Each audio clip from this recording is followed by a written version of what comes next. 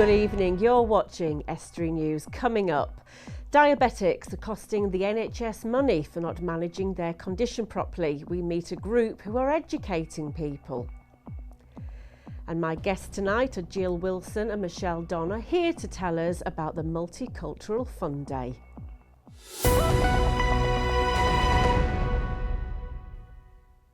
Welcome to Estuary News. I'm Emma Lingard. Now it's time for the news headlines.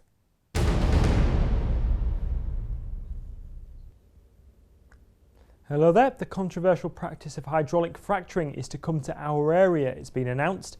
27 different sites have been earmarked by the government for exploration, including one near Tibthorpe to the west of Driffield.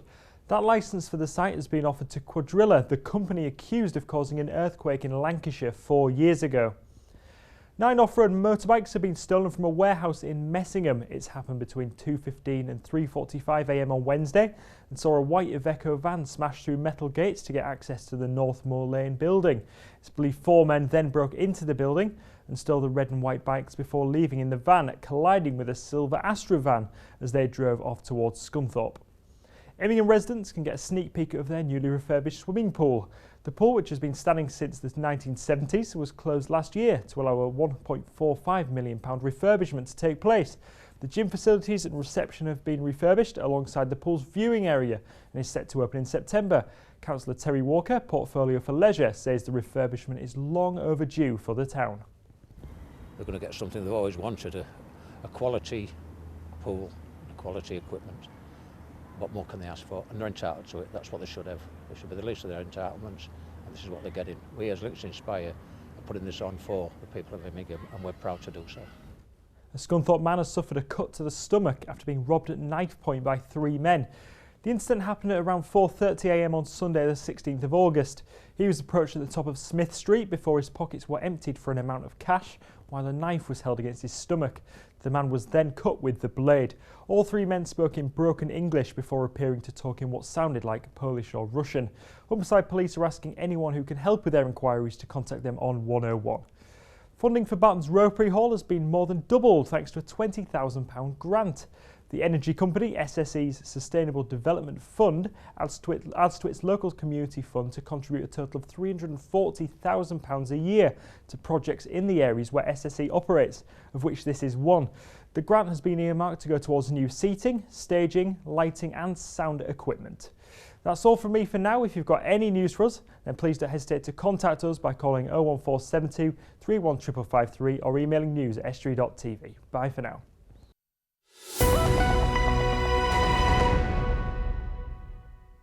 Now, bringing people together from different backgrounds and cultures has always been important within communities.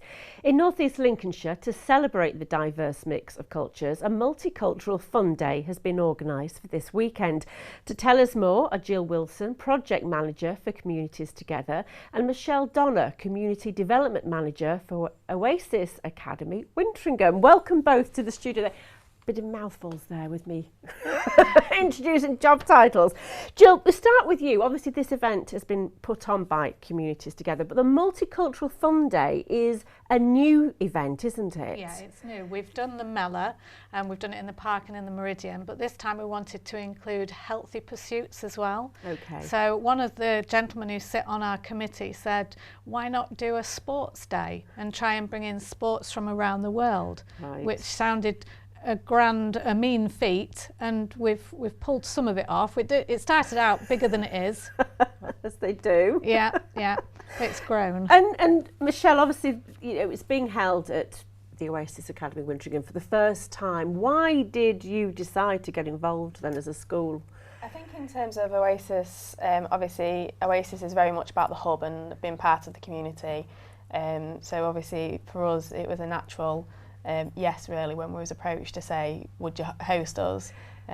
Because we already have so much going on in terms of sports, and it allows us to take it, give people the grassroots option as well. Okay. So it's not all about the competition, but about just people participating in sport and just getting involved in different activities. And you're obviously quite central as well, really, aren't you, for people to get to? Obviously we're not far from Cleethorpes. We do have people from the whole of North East Links attend sessions, even from as far out as Louth. Yeah. who come for activities. So yeah, there's a lot going on site already, and it's nice to be able to like encourage more people to participate. That's brilliant. And just to talk a little bit before we talk more about the Multicultural Fun Day, Communities Together, what is that exactly? How would you describe it? I would say that it's about raising awareness about equality and diversity, and we're a growing town, and with the new energy estuary, what's likely to happen is there's going to be, in the short term at least, to bring the skills into the community, people from away, so people that are different. So Communities Together has got its work cut out in what we're trying to do is say, look, we're all different, but we've all got likenesses, and let's share each other's difference and celebrate them. So that's what we're all about. And how long have Communities Together been running then? About 12 years now. Okay. In its capacity as it is at the moment, about 7 years. It started out as a racial equality group, but it's moved on and it's developed into an equality and diversity group. And who actually sits then on the committee? Because you've got people, haven't you, representing the different communities? Yeah, we've got people from different communities. So we've got members from the Polish and Eastern European communities represented there. The Chinese community, we've got people from the Islamic Centre, we've got lots of people from all over sat there, and of course ourselves from the Indigenous population of North East Lincolnshire, and we all sit there together and think, right, there's so many things about us that are similar, what can we do to celebrate this and show people it's not about our differences, it's about our similarities. So this Fun Day is a way of celebrating the different cultures, is it? It is. It's a way of bringing people together, in a sense, to share each other's company in a safe and friendly environment. So it's nothing out there that's going to be different, but it's lots of people coming together who are different and doing things that we all like doing. So it's music, eating, sports, fun, a bit of competition, and throw in a celebrity, and hey ho, fun. It's going to be a very busy fun Sunday, isn't it? And we're going to talk more, obviously, about what's going to happen that shortly. So stay where you are, and we'll come back to you in a minute. You're watching Estuary News. Coming up later, we'll bring you all the latest sports news. But first, as obesity rates rise and the amount of physical activities people do drops, the number of people with diabetes is rising. Type 2 diabetes is caused by an unhealthy lifestyle and can lead to devastating consequences, including blindness and amputation. The charity Diabetes UK this week claimed that £10 billion of NHS money was being used to treat health issues associated with people not properly managing their condition, and called for an increase in groups aimed at educating people about the disease. Well, one such group already exists in Grimsby, and we went along to find out more.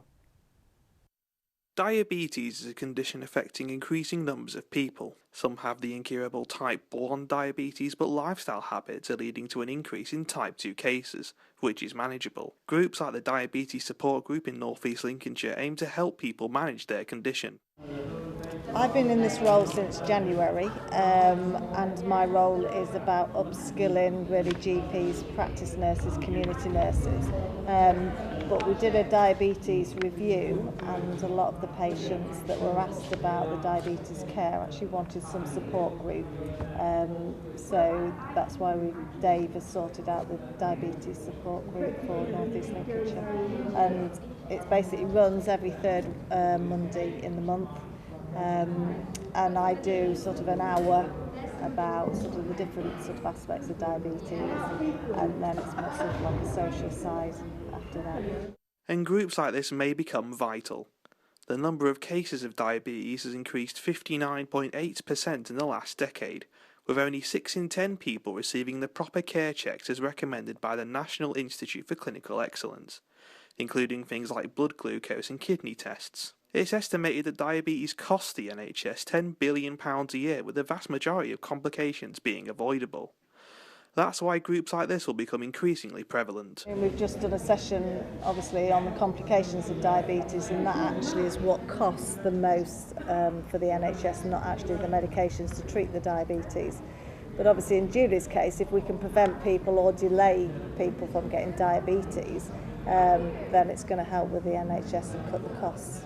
So they think there's 1 in 3 people who have diabetes and don't even know about it. So we're carrying out risk assessments, and people who are high risk of developing diabetes, we're recommending they go to their GP. But then if they found that they're not diabetic but actually they're still at risk, we invite them along to our programme of education sessions. So again, it's just getting the word out there. With the side effects being as serious as blindness and amputations, groups like this one in Grimsby agree that more education and lifestyle management could save the health service millions of pounds. Certainly very important. I mean, when patients are actually diagnosed with diabetes, they are offered the chance to come to a structured education programme called Desmond, and we cover sort of what diabetes is, how they can control it, the complications of diabetes and how they can prevent it. And hopefully that way they can take on sort of the responsibility of their own diabetes and self-manage it rather than relying on doctors and nurses. Well, still with me in the studio are Jill Wilson and Michelle Donner talking about the forthcoming Multicultural Fun Day. Now, before that, we were obviously talked a little bit about Communities Together and what the group do. Multicultural Fun Day on Sunday. Frank Bruno is your celebrity guest. Why Frank? Because somebody around the table said, I know Frank, I'll ring my old mate up and see if he'll come along. And he did. And Brilliant. he is. Yeah. And, I mean, what will he be doing? Will he be participating in any of the sports? I don't know if he'll be participating, do you? He's said that he's quite happy to walk around and like take selfies with people. Yeah. And, autographs. Yeah, do some autographs. Yeah. So yeah, he'll very much be part of like taking part in different bits and pieces that are going on throughout the day. Brilliant. And now the event itself starts at 11 o'clock, doesn't it? Is Frank going to be there to do any official ribbon cutting at all? No, the mayor is coming Right. to open the day and give a speech. Yeah. Frank arrives at 12, Okay. and from 12 o'clock he's then mingling with the community, so everyone can come along and have their photograph taken. He'll be eating some of our food. Yeah. Some of our ladies are coming in Yeah. and they've prepared cakes from around the world, so we'll be trying Right. some of those. Yes. Yeah. I mean, it sounds absolutely fabulous and a fun pack. And we talked briefly about one of the reasons why it's being held at West Academy is because of the sports. Yes. What type of sports? I mean, you said it was like international flavour, so what have we got? I think in terms of sports, like the badminton is very international. The Chinese society have been very active in making sure that comes together. Yeah. We've got trampolining going on. So again, it's sports that are very much everybody can take part in. There's going to be some Bollywood dancing, some Tai Chi. There's going to be some belly dancing. Yeah. We've got some Cameron boards, which are boards which almost like a drafts board. Okay. But they've got holes on each corner, haven't yeah, they? the aim is And to you have to get the drafts down the holes, but we don't really know the rules. No. We've got We're kind of Oh, cheap. where does that come from that, then? well, the Muslim Centre is the Islamic Centre is part of obviously the plans, Yes. and a lot of their community know of these games and they play them in Right. the streets in their own countries, so they brought that idea to the table. So people are going to have a bit of a flavour, aren't they, of what other communities, cultures do. Now, food, you mentioned cakes. What other foods are people going to be able to sample? Have we got any Asian cuisine going on? There's Indian. Yes. Yeah, there's Indian coming out of the kitchens. Yeah. But the cakes are from all around the world, so there'll be a different selection of cakes. It won't just be your regular Victoria sandwich or your chocolate, although there might be some of that there as well. Some more exotic cakes, Yeah, maybe yeah, we some find things there that you as might well. not have tasted before. So Yeah. that'll be. We're keeping our fingers crossed. Yeah, That's the case. We definitely. don't really know. They'll be hoping they're watching this and busy baking. Yeah, they'll be thinking, "Crikey, what have they set us up for now?" Now, the event itself, we say it's got a purpose. What are you hoping that people who come along to this fun day go away with? What are you hoping they take from the event? For me and for Communities Together, I think it is to just kind of break down misconceptions about difference. So those Right. people aren't like us, that kind of we're different. We are different. We're all different. But we've got lots of similarities and we're all about our families and about our communities and caring for each other. And if we care for each other, we become stronger as a community. So I'm hoping, and communities together are hoping, that it helps us become stronger as a community. Yes, okay. Well, we're nearly out of time, but just to remind people, it's on Sunday, August the 23rd, 11 a.m. to 5 p.m. at Oasis Academy, Wintringham. It is free entrance and car parking. People can park, can't they, at the YMCA at Peaks Lane or at the Grimsby Institute and walk, because it's only literally between the two, isn't it, over the road? Yeah, we're encouraging people to walk if they can, possibly. It's £2 parking on site, so if you can park elsewhere, please do. Brilliant. Thank you very much both for coming, and good luck on this first Multicultural Fun Day. Thank you. Thank you.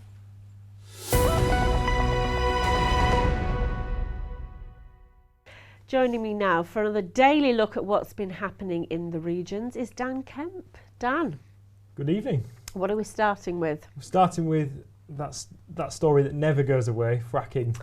Yeah, that raised its head yesterday, didn't it, with the announcement Some would say it's of ugly license. Well, yeah, the licenses, wasn't it, by the Oil and Gas Authority. Yeah. What does that mean then? Well, this is a story from the whole Daily Mail. This is the news that Quadrilla have been granted a licence to look for shale gas in the East Riding. Okay. Now, they've been looking, not necessarily Quadrilla, but different companies have been looking in different areas in the East Riding, like West Newton B, and there was the one near Walkington as well that I visited, Crowbury Hill. And obviously these things face a lot of opposition from the public and the residents around the area, because they know that there are certain risks involved. Quadrilla were involved in an incident in Lancashire 4 years ago when they were hydraulic fracturing there. Right. Where there was reports of a small earthquake. Okay. So obviously now this is spreading to Yorkshire, there are concerns that that might well happen here. Because before it was Rathlin Energy, wasn't it, but yes, they denied that they were ever doing any fracking on the site, despite the fact there was loads of protesters. So do we know that this company are actually going to use that method? Well, I was in the council chamber the day that was kind of going through the council, and the man that was in charge of Rathlin Energy was saying that there were no fracking at all involved, and that's why they allowed them to extend the licence. Right. Because they had to take him on face value, I suppose. And there was no evidence that Rathlin had been. No, and I suppose it's a bit like, because not long ago, near Stallingborough, didn't we, on the South Bank here, we had Egdon searching for oil. And again there, they said they weren't fracking. But I think most people now, when they hear oil, gas, instantly now think of fracking, don't they? That's exactly what was happening at Crowbury Hill. There was no mention of fracking. But I think these companies maybe have a bit of a reputation for it. And Quadrilla, for example, as I said, 4 years ago they had a mini earthquake. Okay. And they're not hiding away from the fact they're doing fracking. And the government have now announced that is what's going to be happening. They think that's the way to get their energy. And the site that they've been given so far that we do know is just the west of Driffield. Right, okay.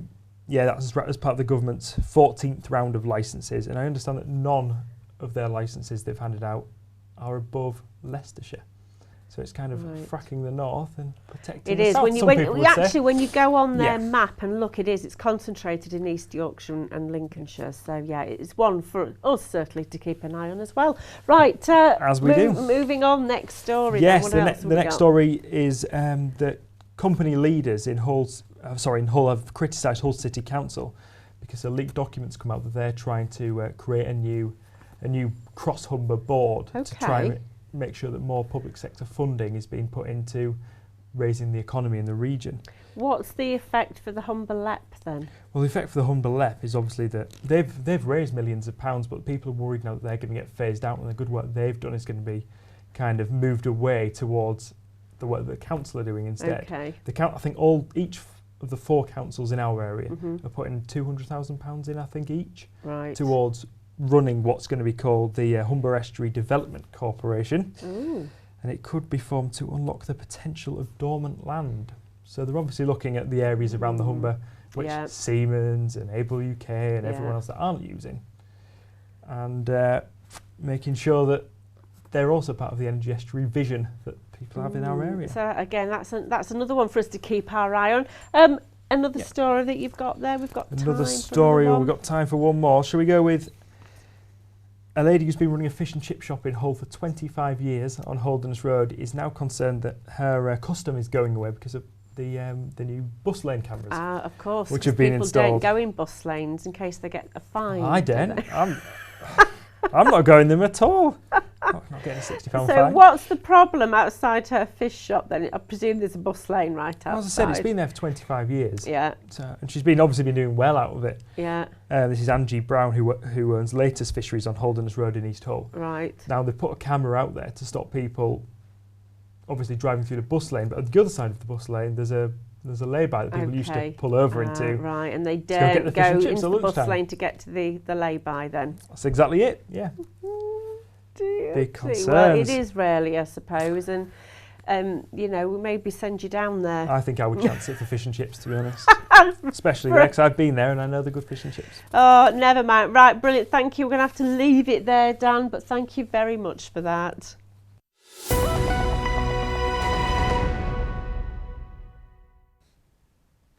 Now it's time for the sports news.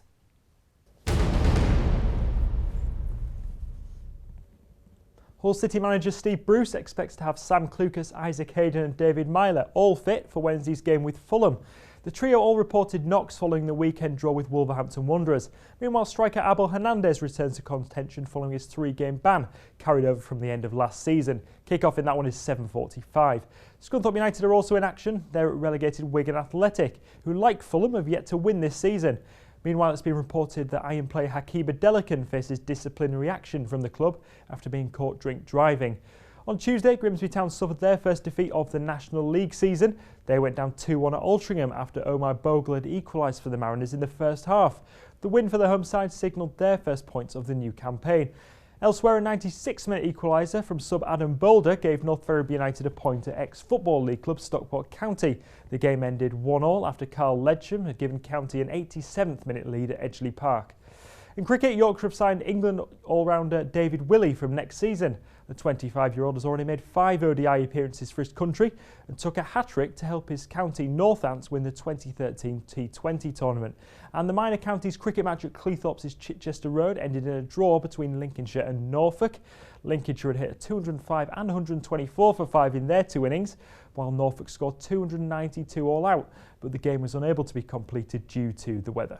That's all for now. Don't forget to get in touch with any stories you've got for the sport. You can call 01472 31 553 or email sport@estuary.tv. And that's all for now.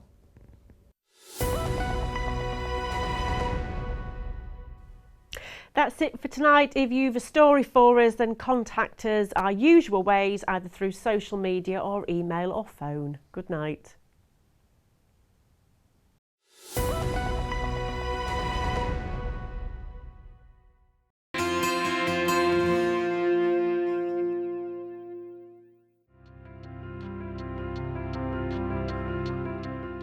Hello and welcome to Estuary TV's weather.